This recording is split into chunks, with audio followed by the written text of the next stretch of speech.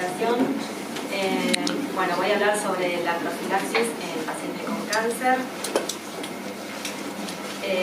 Con respecto a la epidemiología, los pacientes con cáncer representan el 15 al 20% del total de los pacientes con trombosis. El 5 al 20% de los pacientes con enfermedad oncológica en algún momento de su enfermedad desarrollarán trombosis. Con respecto a los pacientes con enfermedad avanzada, con metástasis, y los pacientes que reciben quimioterapia, tienen mayor riesgo a presentar eventos de trombosis. A su vez, comparado con la población que no tiene enfermedad oncológica, los pacientes con cáncer tienen mayor riesgo de recurrencia y mayor eventos de sangrado, mayor complicaciones de sangrado.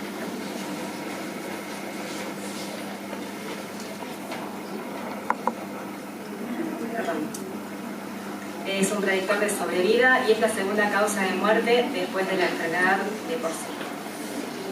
Con respecto a la fisiopatología, el estado protrombótico de los pacientes con cáncer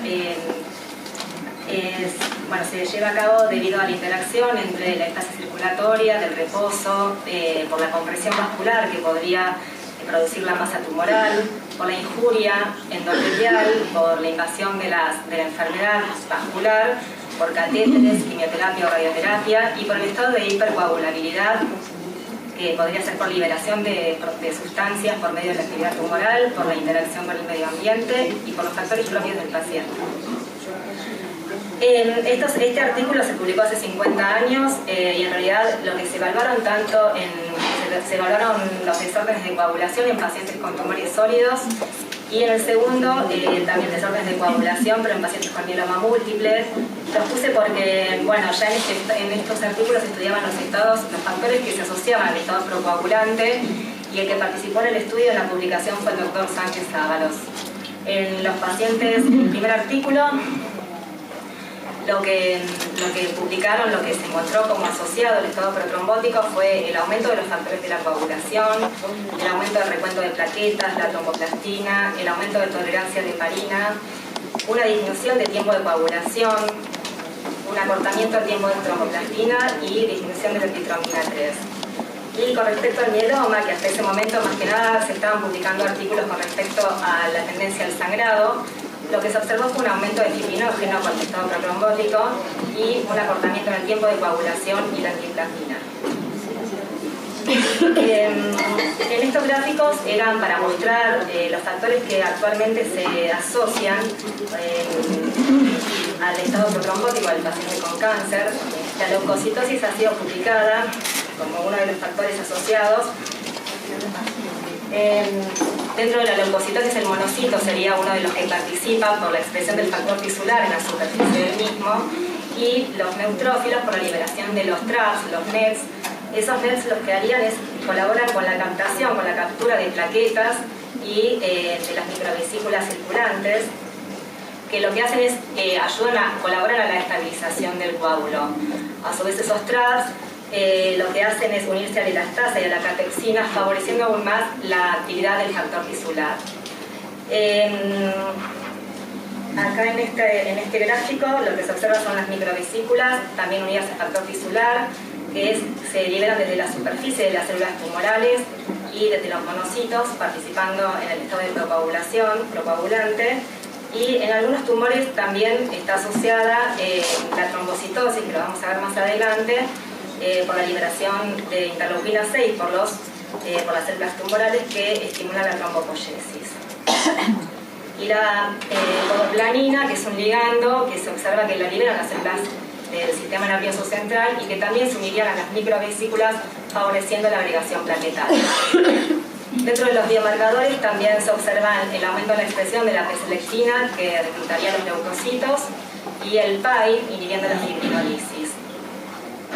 Bueno, y el último gráfico que puse era como un resumen donde se observa que las células neoplásicas están asociadas al aumento de trombina, de afibrina y la activación de plaquetas, de leucocitos, mediante una acción directa e indirecta. La directa sería por liberación de factor tisular, por procoagulantes, por las mucinas de los tumores mucinosos, a través de citoquinas, proteasas que estarían activando el factor 10, las microvesículas unidas al factor tisular y las glicoproteínas mucinosas.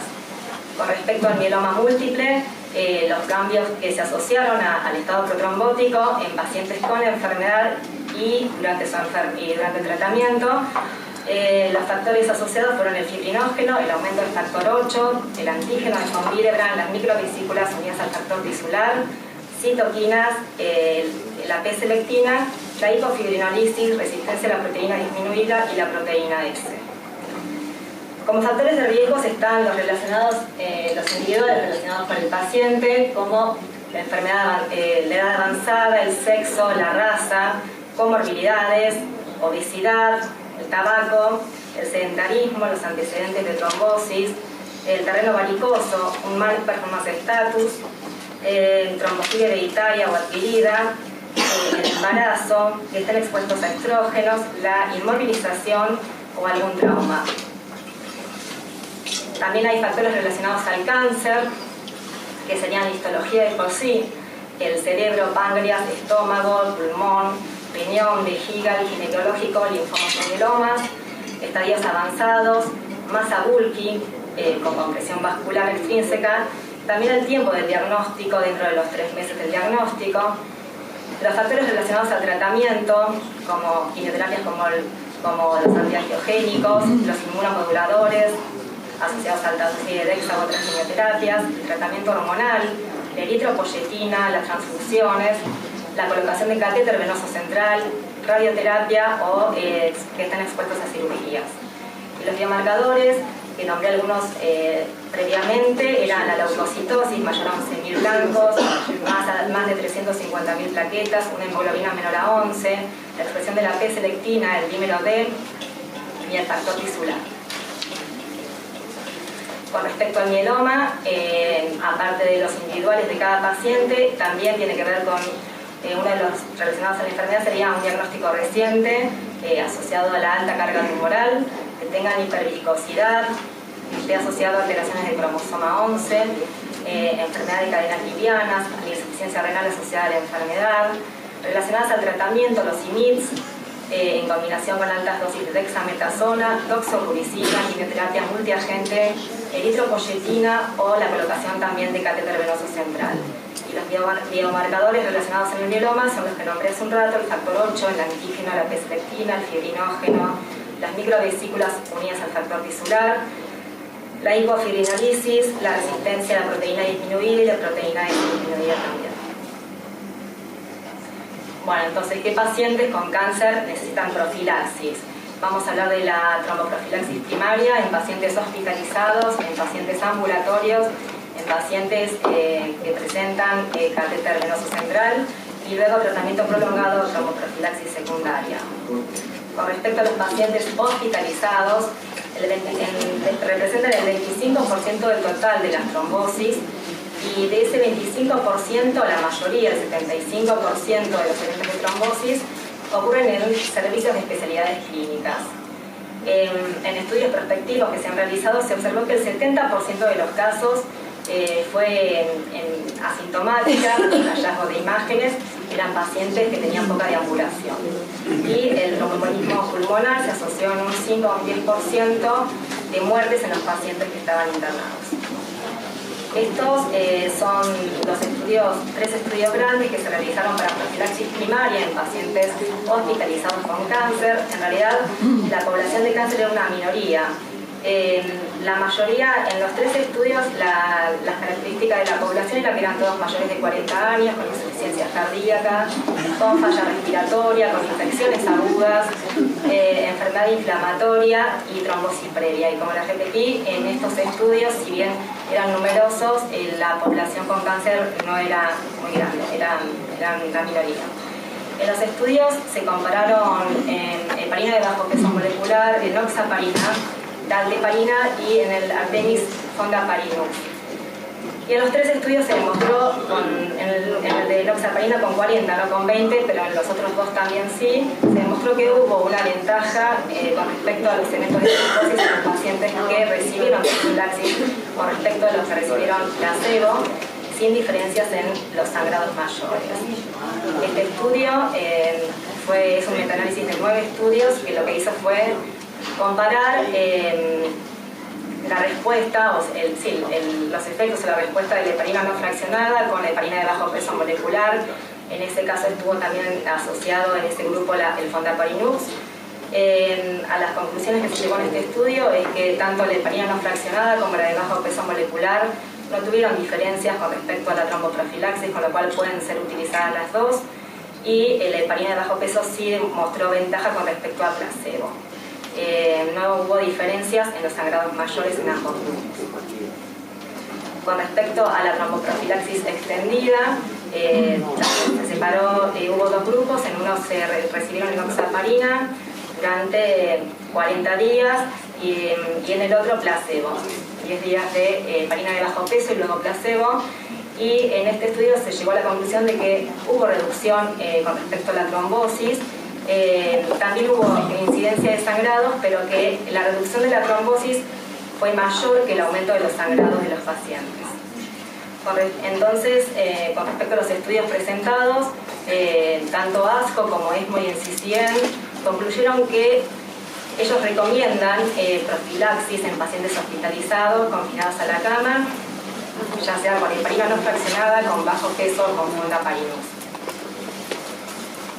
Con respecto a los pacientes ambulatorios con cáncer, el riesgo de trombosis en estos pacientes varía ampliamente de acuerdo a la histología, de acuerdo al tratamiento y a las comorbilidades que presenten. El riesgo en estos pacientes no fue por lo general lo suficientemente alto, y los pacientes, a su vez, estos pacientes oncológicos tienen alto riesgo de sangrado. Las guías tanto de NCCN, ASCO y ESMO lo que promueven es el uso de modelos de predicción, de score pronóstico, para tratar de identificar al subgrupo de pacientes que se beneficiarían con tromboprofilaxis sin aumentarles el riesgo de sangrado. De acuerdo a eso, teniendo en cuenta los factores de riesgo que hablamos hoy, empezaron a realizarse una serie de modelos de predicciones, que es el CORANA, es el más conocido y que se publicó en el 2008. En este estudio se tuvo en cuenta la histología, dándole la histología, el recuento de plaquetas, la hemoglobina, los glóbulos blancos y el índice de masa corporal. De acuerdo a lo que iba presentando el paciente, se le iban sumando. 2 puntos serían para el muy alto riesgo, que serían estómago y páncreas. Todo el resto de los factores sumaban solo 1 punto, y lo que se demostró que en pacientes que tenían mayor o igual a 3 puntos serían el alto riesgo y tenían mayor incidencia con respecto al de bajo riesgo a una trombosis a los 3 meses. Después se fueron realizando otros score pronósticos, por ejemplo este es el PROTECT. En el PROTECT se tienen en cuenta los mismos factores, pero se tiene en cuenta también la quimioterapia que recibió el paciente. Se recibieron cisplatino o carboplatino, sería 1 punto, gemcitabine otro, y se recibieron las 2 drogas, el platino con gemcitabine, se le suma 2 puntos al score previo, que era el de CORANA, y de acuerdo a eso se tenía en cuenta también el riesgo del paciente para tener trombosis.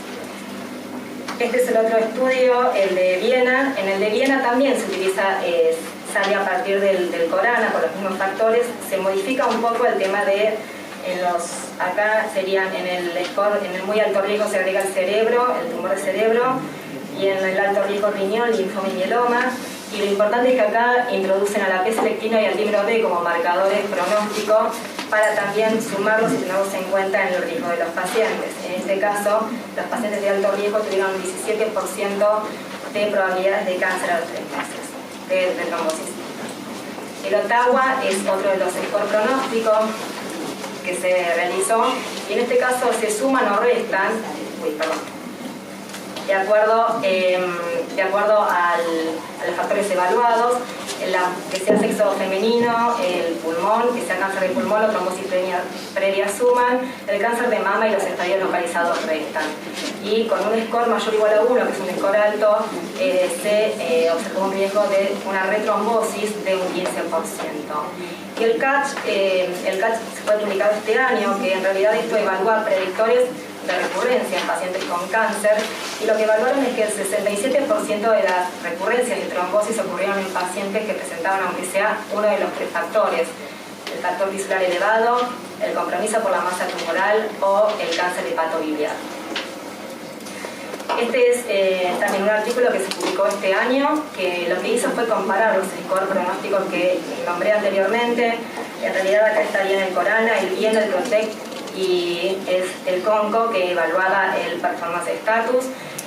Acá no evaluaron el de Ottawa, y la conclusión de este artículo fue que los scores fueron pobres para predecir la trombosis.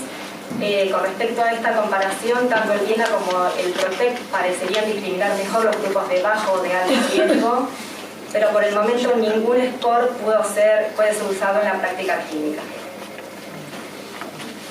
Los estudios más importantes de mayor cantidad de pacientes que evalúan la profilaxis primaria en pacientes ambulatorios son el Protect, el SAFE-ONCO, FRAGEN y CONCO. Los dos primeros son en pacientes en estadios avanzados, metastásicos, localmente avanzados o metastásicos, en tumores sólidos, diferentes tumores, y los últimos dos en cáncer de páncreas con gemcitabine. Estos recibieron nadroparina, cemuloparina, dalteparina o enoxaparina. En todos los grupos se observó una ventaja en el grupo que recibían profilaxis con respecto al de placebo, sin diferencia en el sangrado mayor. Esto que les muestro acá sería un subanálisis del estudio del Protect, del que seguimos hablando recién, donde los 1.150 pacientes que estaban en el estudio se los estratificó de acuerdo a los dos scores, el de Corana y el Protect, que era el que incluía la quimioterapia del paciente. Esta estratificación lo que permitió fue reducir el número necesario a tratar de los pacientes de 50 a menos de 20, cualquiera de los dos grupos de estratificación que utilizara. Y el Protect identificó pacientes con mayor riesgo para trombosis que el Corana. Y este es un subanálisis del SAFE-ONCO, que es el otro que nombré recién, que en este subanálisis lo que también se puede demostrar que en el subanálisis también estratificaron los pacientes de acuerdo al Corana y bajaron el número necesario a tratar de 333 a 25, mostrando la importancia de poder tener algún modelo predictivo para poder saber qué grupo se beneficiaría con la profilaxis. Este es una revisión de 21 estudios randomizados, en donde, en los 21 estudios lo que se pudo demostrar es un beneficio de la trombosis, del beneficio de la trombosis en pacientes con profilaxis con respecto al placebo, sin aumentar el sangrado. Y resumiendo lo que hablé recientemente en pacientes ambulatorios, la reducción en los estudios que hablamos fue significativa en el riesgo relativo, pero la diferencia en el riesgo absoluto fue pequeña. No se demostró beneficio en la sobrevida y por el momento no se recomiendan de rutina. Con respecto al catéter venoso central, estas son las guías de manejo de profilaxis y tratamiento de pacientes con cáncer con catéter venoso central. En realidad en este estudio se compararon warfarina versus placebo, heparina versus placebo y warfarina versus antagonista de la vitamina K. No hubo diferencia en los eventos de trombosis ni en los sangrados, por lo que estas guías no recomiendan de rutina la tromboprofilaxis en los pacientes. También lo que sí recomiendan es que si el catéter está funcionando bien, si está bien posicionado y si no está infectado, puede permanecer colocado y se puede utilizar. Y las recomendaciones es, que el dado trate de colocar un personal entrenado, que sea del lado derecho en vena yugular y que la extremidad distal esté entre la unión de la vena cava y la aurícula derecha para prevenir los eventos. Con respecto a la tromboprofilaxis en mieloma múltiple, este es el modelo predictivo y las recomendaciones tanto del Grupo Internacional de Mieloma junto con el CICIEM. El CICIEM la única modificación que hizo fue agregar la pomalidomida, ya que el Grupo Internacional había indicado, lo había hecho con talidomida y lenalidomida.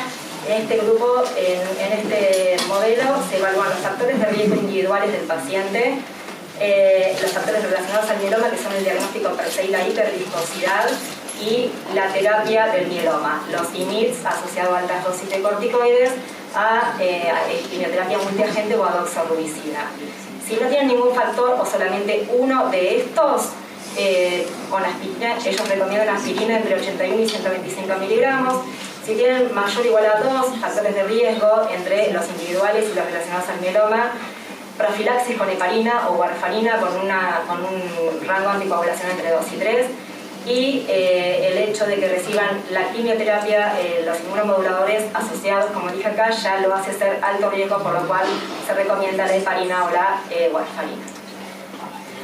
Las recomendaciones de ASCO, tanto de ASCO, de ESMO como de NCCN, es que no se recomienda de rutina la profilaxis en los pacientes ambulatorios con cáncer, salvo en pacientes de alto riesgo que se podría considerar.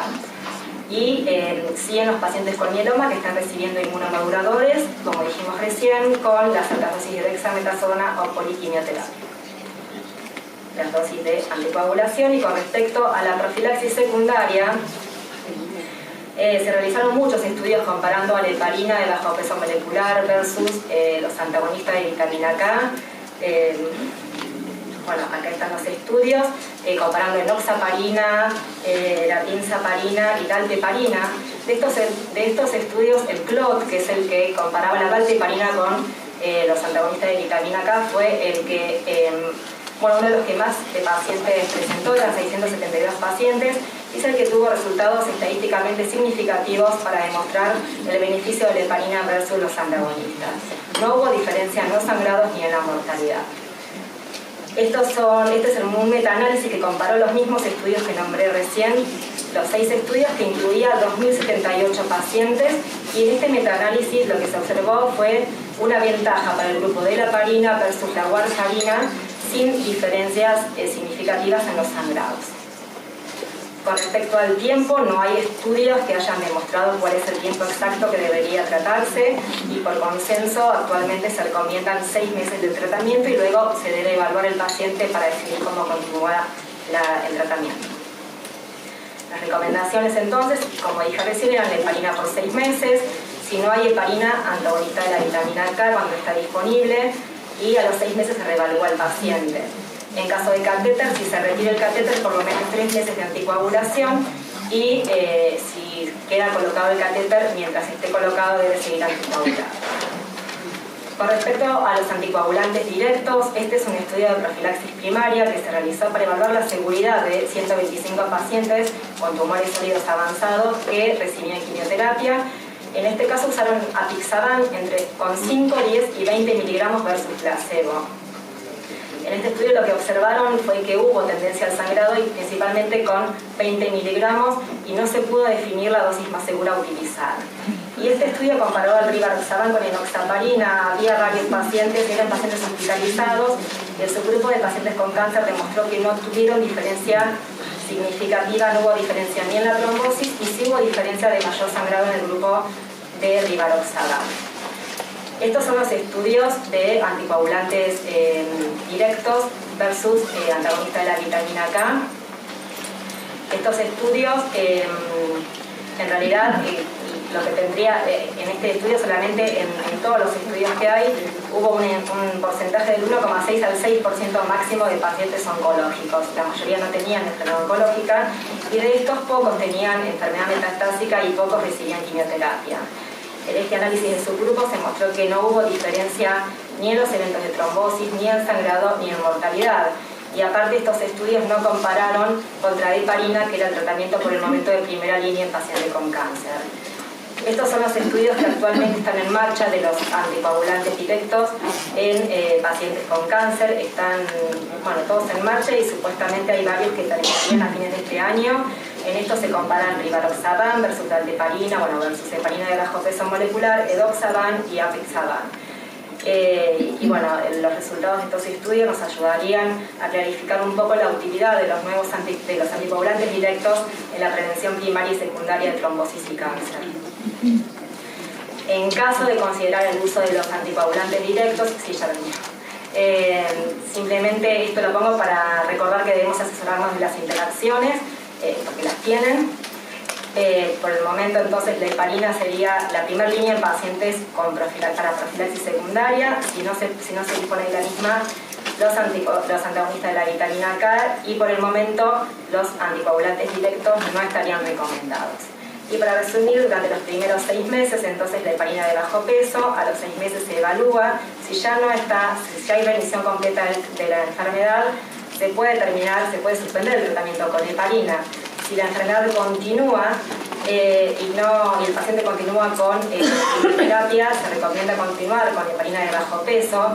Si la enfermedad está estable y no continúa con quimioterapia, Las guías recomiendan heparina de bajo peso también, o warfarina, también en este caso ponen anticoagulantes directos.